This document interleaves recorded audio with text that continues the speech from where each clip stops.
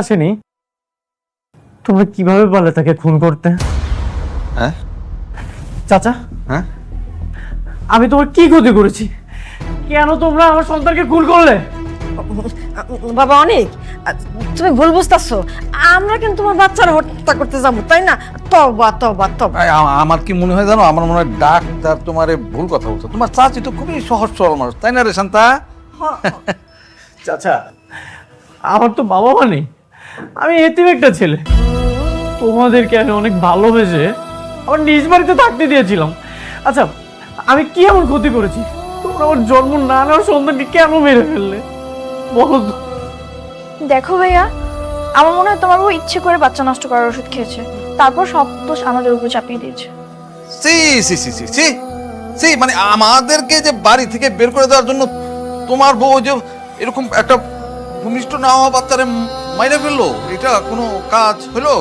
তোমার বউটা বেশি ভালো না, আমাদেরকে অনেক হিংসে করে। মানুষটা যেমন গরিব, তার মনটা আরো বেশি গরিব, ছোট লোকের মন। শান্তা, বেঈমান, বিশ্বাসঘাতক! সেদিন যদি তোদেরকে আমার বাসা থেকে বের করে দিতাম, তাহলে আজকে আমার এই দিন দেখতে হতো না। এই, তোদেরকে আমার বাসায় না রেখে একটা কুকুর লালন পালন করা অনেক ভালো ছিল। অন্তত তারা আমার সাথে বেঈমানি করতো না। মানে কি? আমরা কুকুর? আমরা মানুষ না? না, তুই মানুষ না। এক্ষুনি আমার বাসা থেকে বের হয়ে যা, এক্ষুনি তোরা আমার বাসা থেকে বের হয়ে যা। ও বাবা, আমার কথা শোনো, পাপ যদি কিছু করার থাকে ওরা দুজন করছে, আমি তো করি না। আমি এই বাড়িতে থাকি। কেউ থাকবে না, কেউ থাকবে না আমার বাসায়। তোরা এক্ষুনি আমার বাসা থেকে বের হয়ে যা। আমি কোনো ঝামেলা চাই না, সেই জন্য আমি পুলিশকে ডাকিনি। যা, এক্ষুনি আমার বাসা থেকে বের হয়ে যা। বাবা, একটা কথা শোনো, আমি তোমার বাবার বয়সী মুরব্বী মানুষ। আমি আমার এইভাবে বাড়ি থেকে বের করে দেবো না, তাহলে কিন্তু আমার অভিশাপে তুমি একদম ধ্বংস হয়ে যাবা। হ্যাঁ, ধ্বংস হয়ে যাবা একদম। তোদের মতো পাপীদের অভিশাপ আল্লাহ কখনো কবুল করবে না। ভিক্ষুকদের মতো দাঁড়িয়ে আছিস কেন? বের হয়ে যা এখনই। আরে বাবা, কি হলো? তোরা ফকিরের মতো দাঁড়িয়ে আছিস কেন? যা, এক্ষুনি আমার বাসা থেকে বের হয়ে যা। যা, এক্ষুনি আমার বাসা থেকে বের হয়ে যা। আমার কথা শোনো, যা, আর কখনো আমার বাসায় আসবি না। তোমাদের এত বড় সাহস, তোমরা আমার বাসায় এসেছো? তোমাদের মতো বেঈমান অমানুষদের আমার বাসায় কোনো জায়গা নেই। এক্ষুনি আমার বাসা থেকে বের হয়ে যাও, এক্ষুনি আমার বাসা থেকে বের হয়ে যাও। কেন আসছো তোমরা? তোমরা আমার সন্তানের খুনি। কে আসতে বলেছে তোমাদেরকে? আমি আসতে বলছি।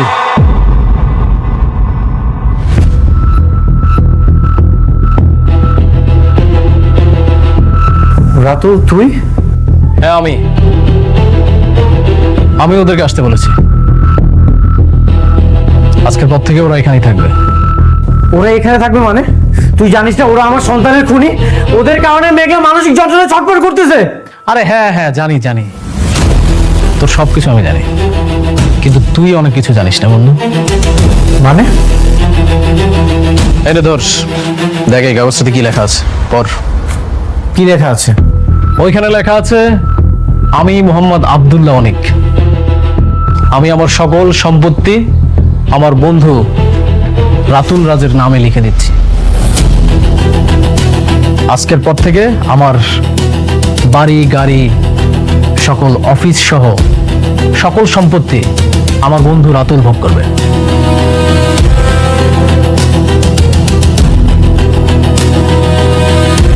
এসব মিথ্যা নকল কিছু আমার কাছে কোনো ভ্যালু নেই।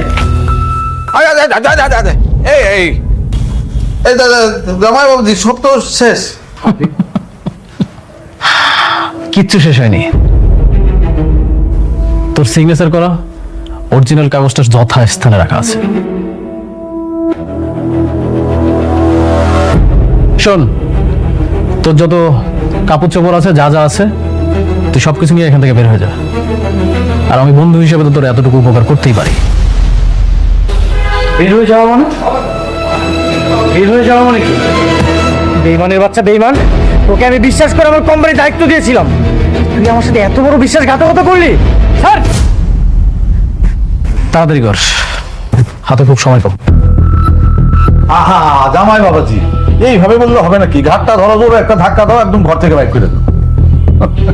রাতুল, আমি তোকে আমার বন্ধু ভেবেছিলাম, তুই আমার খারাপ সময় দুর্বলতার সুযোগ নিয়ে এত বড় বিশ্বাসঘাতকতা করলি। বন্ধু, আমি তো চেয়েছিলাম যে শান্তার সাথে তোর বিয়েটা দিয়ে তোর সব সম্পত্তি দখল করে নিব, কিন্তু সেই প্ল্যানটা তোর সাকসেস হলো না। তাই বন্ধু হয়ে বন্ধুর সাথে একটু বেইমানি করতেই হলো। এই দিনটার অপেক্ষায় আমি খুব ছিলাম রে।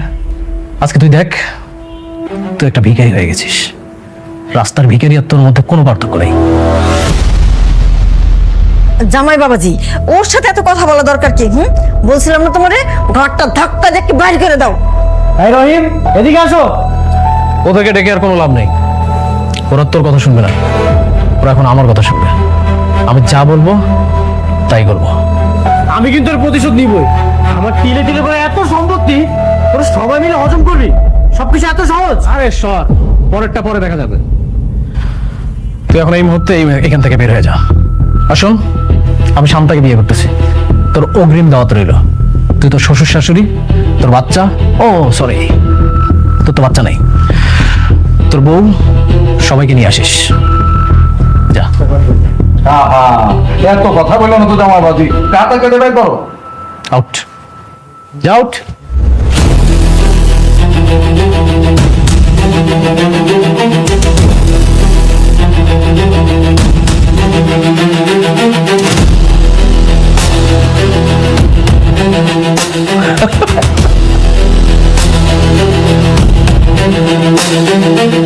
আচ্ছা শোন, বন্ধু হিসেবে তোর আরেকটা উপকার করতে আমি ভুলে গেছি। জাস্ট ওয়েট, আসতেছি।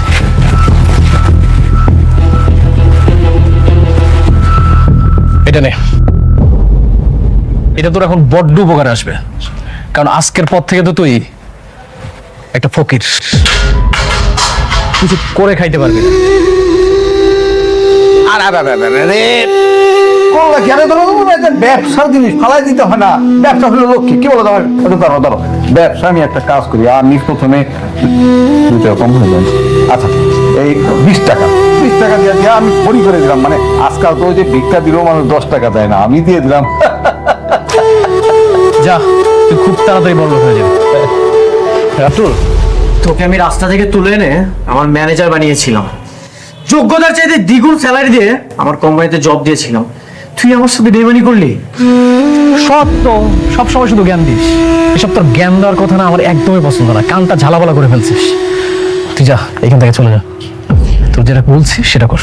আজকে এই বেইমানির প্রতিদান তোকে একদিন পেতেই হবে। সবাই কিন্তু জাদুকর। আজকে তোর, কালকে আমার। ঠিক আছে, যা, দেখা যাবে। হ্যাঁ, এই অনেকক্ষণ ধরে কিন্তু একই কথা করছে। ঘাটটা ধরে ব্যাগ করে দিল, এত কথা তো শুনতে ভালো লাগে না। এ রহিম, তোমরা কোথায়? আসো। স্যার, ওকে ঘাট ধাক্কা দিয়ে এখান থেকে বের করে দাও। Don't touch me. এই, তোমরা কার জব করো? কে তোমাদেরকে স্যালারি দেয়? স্যার, আগে আপনি দিতেন, এখন রাতুল স্যার দেয়। সো যে আমাদের স্যালারি দেয় আমরা তার। শোন, আগে দাবাত চালটা ছিল তোর, এখন আমার। আমি যা বলবো তাই হবে। তুই মনে রাখিস, দাবা চাল আমার কাছে আসতে সবাই কিন্তু বেশি লাগবে। যা, বাইরে গিয়ে ভিক্ষা কর। যাও। আমার বাচ্চা নিয়ে কই যাই? অসভ্য, তোমার বাচ্চা চুরি করে পালাই যাচ্ছ? না না স্যার, আমি চুরি করতেছিলাম না, ওরা চিপস কিনে দিতে চাইছিলাম। চুপ, কোনো কথা কবি না। তোদের মতো কোরআনকারের জন্য কত বাপ মায়ের সন্তান হারিয়ে পাগল হয়ে ঘুরতেছে। কোনো কথা বলবি না। স্যার, আপনি বিশ্বাস করেন, আমি ওরা চুরি করতে নেই নাই, আমি ওরা একটা চিপস কিনে দিতে চাইছিলাম। কোনো কথা বলবি না। এই ভাই, আপনি টাকায় কি দেখেন? দেখেন না আমার বাচ্চা চুরি করে পালাইতেছে। আপনি মহিলা মানুষের বাচ্চা চুরি করেন, আপনি লজ্জা করে না? এইসব মানুষ লজ্জা ছাড়া, তাই এরকমই হয়। ভাই এত কথা তো কিছু নাই, এটা বান দেন, বাইন্দা পুলিশে খবর দেয়। এই বাইন্দা রাখেন ভাই,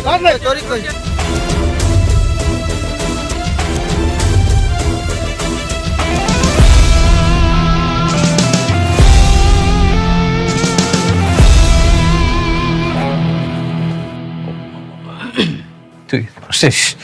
রাতুল, কি জরুরি কাজ বল। না, ওই পাওয়ার অফ অ্যাটর্নির কাগজপত্রগুলো সব রেডি করছিলাম। তোর সিগনেচার লাগবে, কারণ অনেক কাজ তো আটকে গেছে। সবকিছু রেডি করেছিস? ঠিক আছে, আমি সিগনেচার করে দিচ্ছি।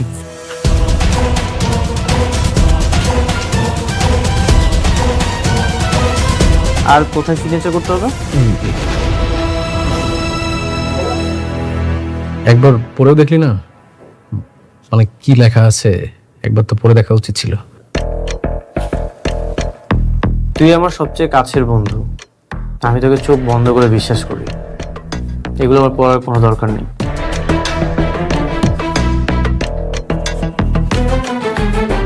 নে, সবকিছু কমপ্লিট করে দিয়েছি।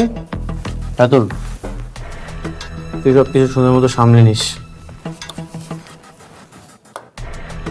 রাতুল, রাতুল, হ্যাঁ হ্যাঁ বল। তুই সবকিছু সামলে নিস, আমি জানি তুই পারবি। একদম, কোনো টেনশন করিস না। হাতে নাতে আমার বাচ্চারা চুরি করতে গিয়ে ধরা পড়ছে, পরে এখনই পুলিশে দেওয়া হবে।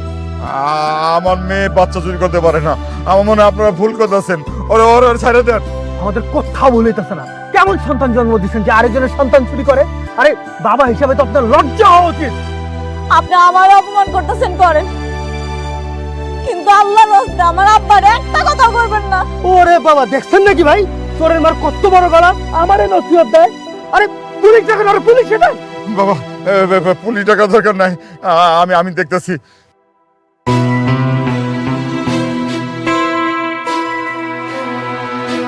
তুই ভাবিকে নিয়ে কোনো টেনশন করিস না, হয়তো বা এখন মন খারাপ আছে, তুই দেখবি যে যখন মন খারাপটা ঠিক হয়ে যাবে না, তখন আস্তে আস্তে সবকিছু ঠিক হয়ে যাবে।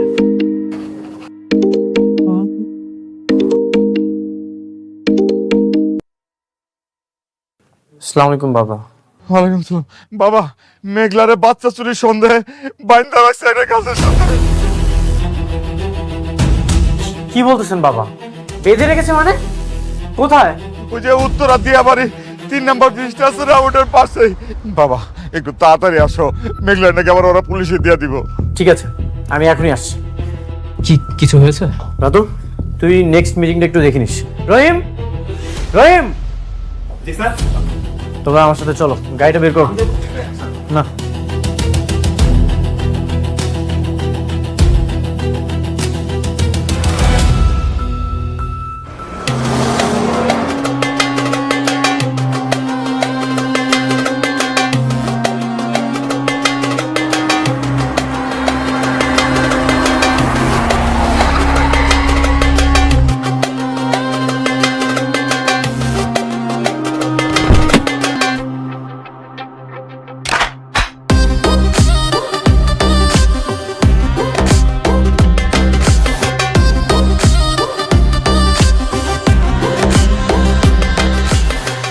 মেঘলা, বাবা।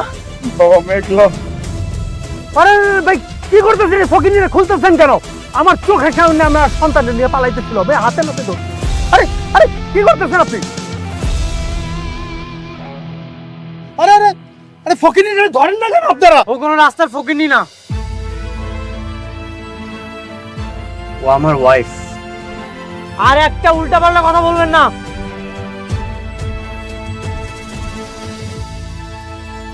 আপনার ওয়াইফ? ছেলে ধরা আপনার ওয়াইফ? ও আচ্ছা, বাচ্চা পাচার করে টাকা দিয়ে বড় লোক হয়েছেন তাই না? বয়সে বড় না হলে না আমার হাতটা এতক্ষণ এই গালে থাকতো।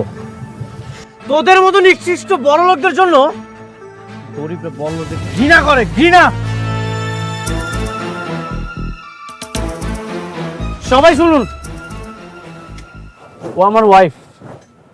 ও বর্তমানে মানসিকভাবে কষ্টে আছে, কারণ আমাদের প্রথম সন্তানটা গর্ভে থাকা অবস্থায় নষ্ট হয়ে গেছে। ও কোনো ছোট বাচ্চা দেখলে কাছে টেনে নেয়, আর কিছুই না। আপনারা আমার চিনেন না? হ্যাঁ, আমার মেয়ে বাচ্চা চুরি করতে পারে?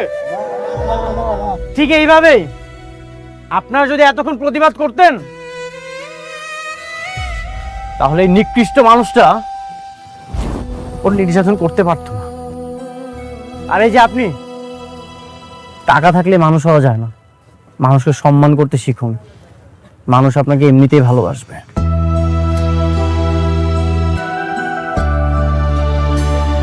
ওকে ক্ষমা করে দিবেন। আমার সন্তানেরও মা নাই, তাই ওকে সবসময় চোখে চোখে রাখি। হঠাৎ চোখে আড়াল হতে আমার মাথা ঠিক ছিল না। আমি আপনার সাথে অনেক খারাপ ব্যবহার করেছি, ক্ষমা করবেন প্লিজ। না না ভাই, আপনি এগুলো কি বলতেছেন? আমি বুঝি একটা বাবা মা তার সন্তান হারাইলে কতটা কষ্ট পায়। আমি কিছু মনে করি নাই। আব্বা, চলো আমরা যাই। চল। ভাই কিছু মনে করবেন না ভাই।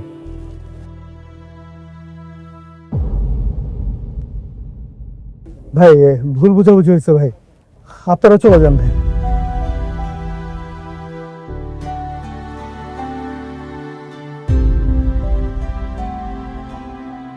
পৃথিবীতে